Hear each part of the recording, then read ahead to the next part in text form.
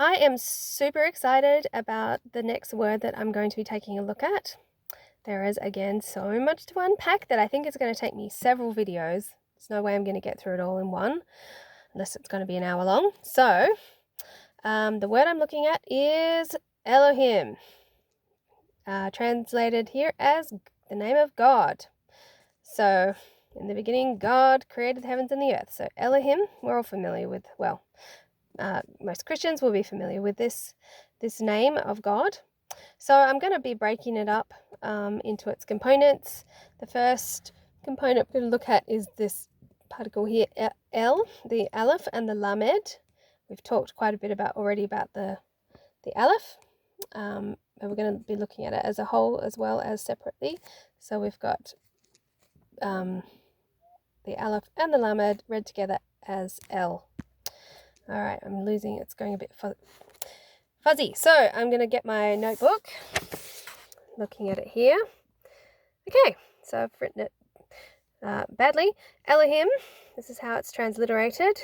Elohim in English. We've got the Aleph, we've got the Lamed. So looking first at the Aleph, originally, as I've indicated before, it was a picture of an ox head. That's a pretty bad drawing of it, actually.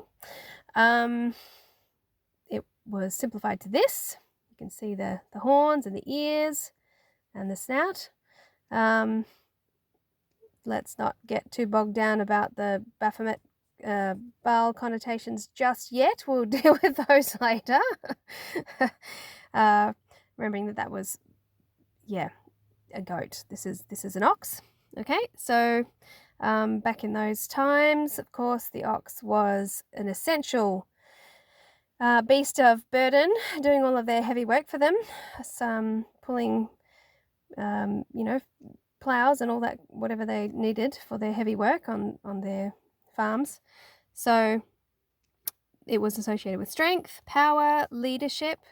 We can see the obvious connection with the masculine god, being all powerful, providing the strength and the governorship of the universe, if you like. So it went from this, slowly rotated over time, eventually ended up completely inverted, and by the time the Greeks adopted it, it was like this. So that's the alpha of the Greek alphabet. Also, of course, the letter A in the English alphabet that we have today. So it's interesting, this inversion process. Also, you might also note that the direction that we read in has inverted over the same time frame. So the Hebrew obviously reading from right to left, and now we read from left to right. So, interesting food for thought. So the next letter, Lamed, originally looked simply like this. It represented a shepherd's staff and all the things that might be, all the connotations of a shepherd's staff. Guidance, used to pull a lamb along, teaching, yoking, authority, that kind of thing. Interestingly, Lamed has got, lamb in it, so it's associated obviously with the sheep and the lambs. The Greek letter which evolved from it that's the capitalized letter, lambda, the full word lamb right there. That's the lowercase lambda. So you can see the connection there with the shepherd's crook there. But together, when we put these two letters together, we get the L.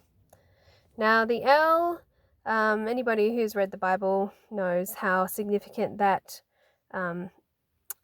particle is in words that are associated with God. So we might have, it can be L or sometimes Al. We've got this is one word I picked out, El Shaddai.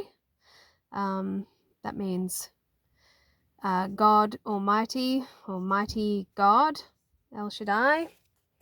Some of the names that you'll probably be familiar with of prophets and whatnot in the Old Testament. Israel, meaning God perseveres.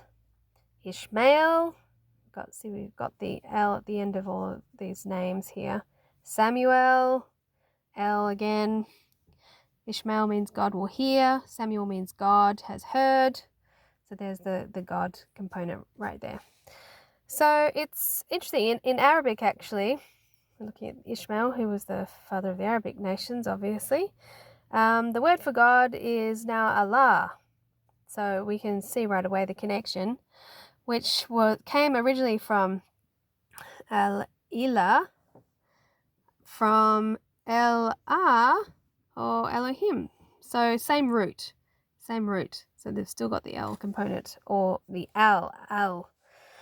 So what does this remind us of? Obviously, we're talking about what I want to really just think about what the word Elohim teaches us about the nature of God. That's where I'm going with all of this. What does Elohim, the name of God, teach us about the nature of God? So if we're looking at this first part, the Ol, or the El, or the Ol,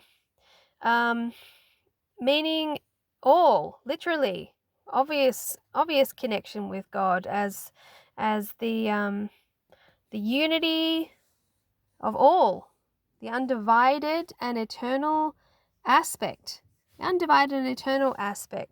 So this first part of Elohim is really describing that aspect of God, the everything, the undivided unity of all things in one. So that is what this El is describing, as opposed to the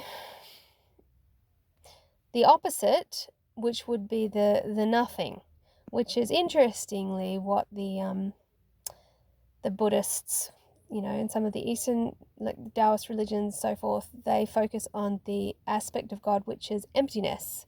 So we've got the other side of nothing, obviously, is everything. They are two sides of the same coin. So right away, and you would say that the nothing side was the yin side, or the feminine side, and the everything, the all, the El, all, would be, we could call the masculine aspect of the dual nature of the totality. So we've got the everything as opposed to the nothing. So this is telling us that this name begins with the everything side of the coin, which would be the yang, the masculine, the everything, the totality, all that is, as opposed to all that isn't aspect of God. So that's giving us an idea already. The part which is all-powerful, all-knowing, and guides and directs, which is, remember the shepherd's crook, guides and directs everything that happens within the totality. So it's an active aspect, not a passive aspect. It's interesting, isn't it, that Christ refers to himself as the Good Shepherd. So we see that reflected in the El, the masculine shepherd, the Good Shepherd, guiding and directing all things from a space of strength and all power. So that's the first thing, part of Elohim. We're going to look at Hey next in the follow-up video. Hope you found that interesting.